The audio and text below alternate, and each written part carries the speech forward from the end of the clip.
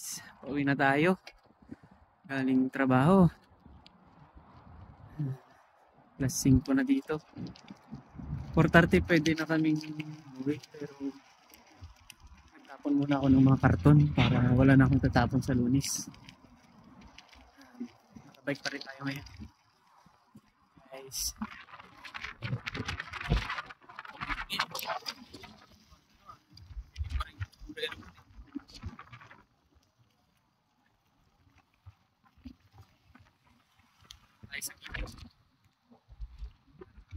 Safe.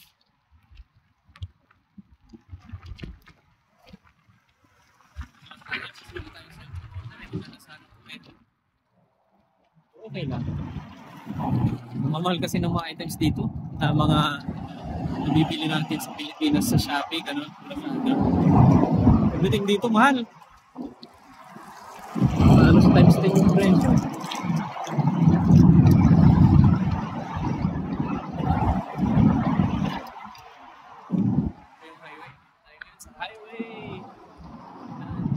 Hour yan. Si weekend.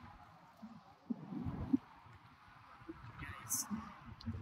Ganda nga lang dito kasi maluwag yung daan nila. Parang 5 lanes. Regular na highway nila, 5 lanes.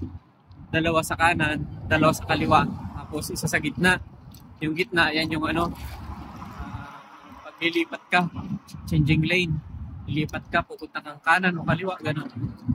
So, meron yun sa gitna. Ayan. Ayan guys, nandito na tayo sa stoplight. Maganda dito bago ka tumawid, mayroon kang kailangang pindutin. Ayan. Tawid tayo sa kabila, kaya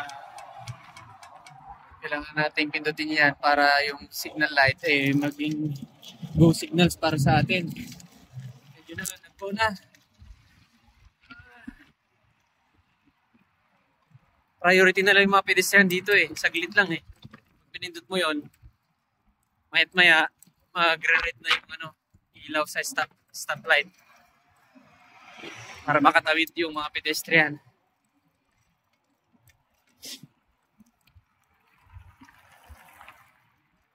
Hangin. Yan, saglit lang Parang pag walang traffic 3 minutes. More or less 3 minutes, andyan ako sa bahay pag nakabike Saglit lang Tatawid ulit tayo.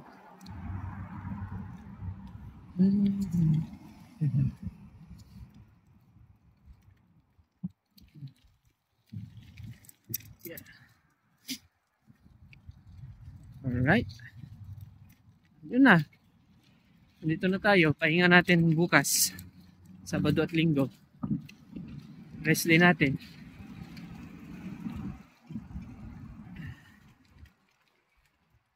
Pahinga din natin yung katawan natin dahil pagod din. Daming mga gawain, daming trabaho sa shop.